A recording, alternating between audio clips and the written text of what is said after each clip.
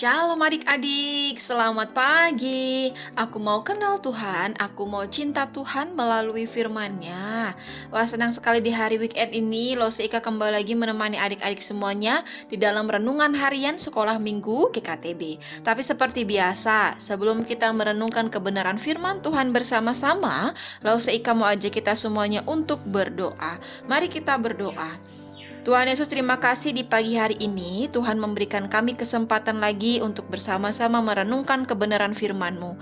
Kami berdoa kiranya Tuhan memimpin kami, menolong kami supaya kami boleh mengerti bahkan melakukannya di dalam kehidupan kami sepanjang hari ini. Dalam nama Tuhan Yesus Kristus kami sudah berdoa. Amin.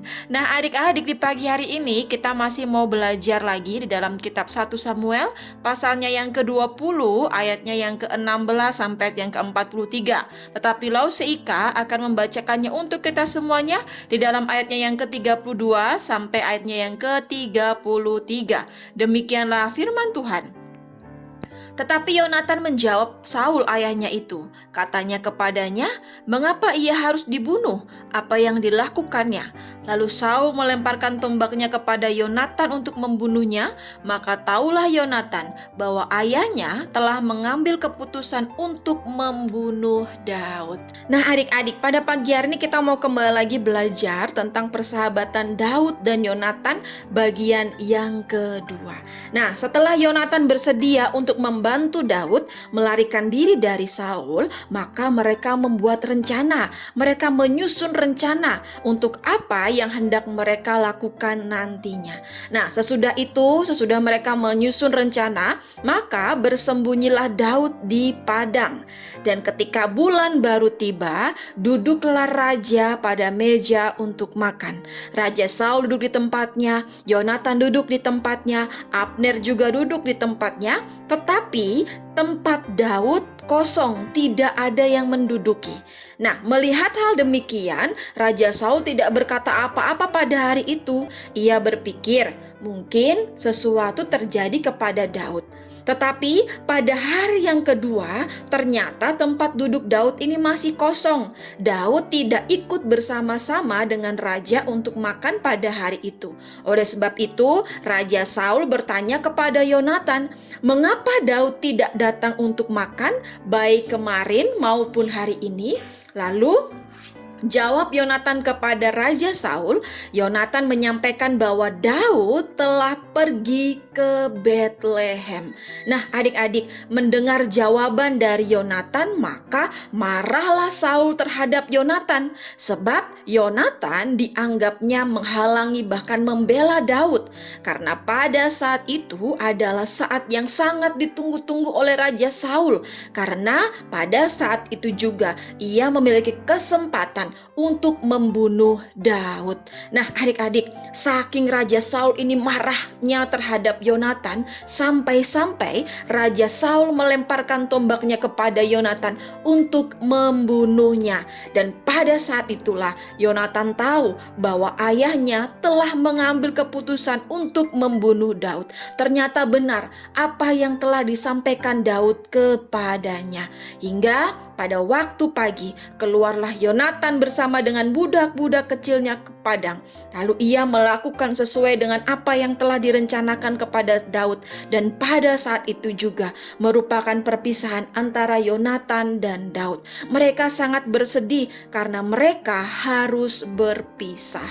Nah adik-adik, melalui kisah persahabatan Yonatan dan Daud, kita pun juga dapat belajar bersama-sama ya, bahwa Daud dan Yonatan memiliki persahabatan yang tulus dan didasari oleh kasih Kristus. Oleh sebab itu, tidak ada iri hati, tidak ada egois, tidak ada mementingkan diri sendiri di dalam persahabatan mereka. Melainkan mereka saling mendukung. Ketika Daud menjadi panglima perang, Yonatan tidak iri hati kepada Daud, melainkan Yonatan mendukung Daud dengan cara memberikan perlengkapan perang miliknya.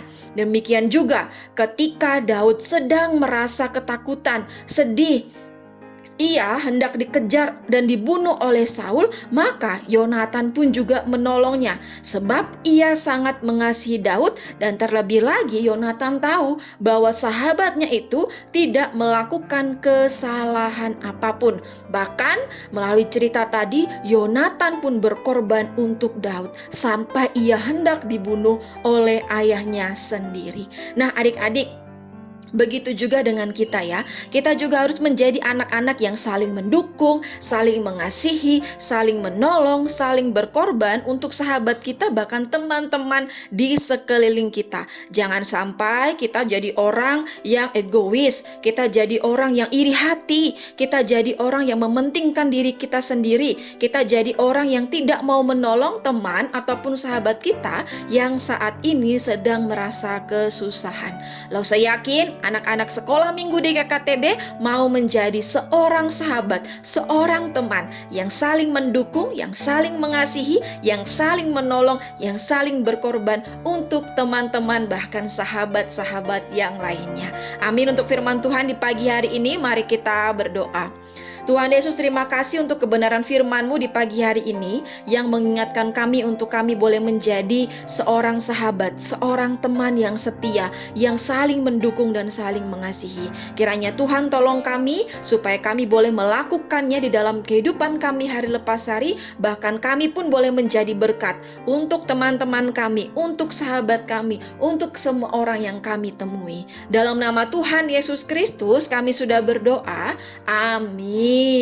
Nah, adik-adik, sekian dulu renungan firman Tuhan di pagi hari ini. Sampai ketemu di dalam renungan-renungan harian selanjutnya. Bye-bye adik-adik.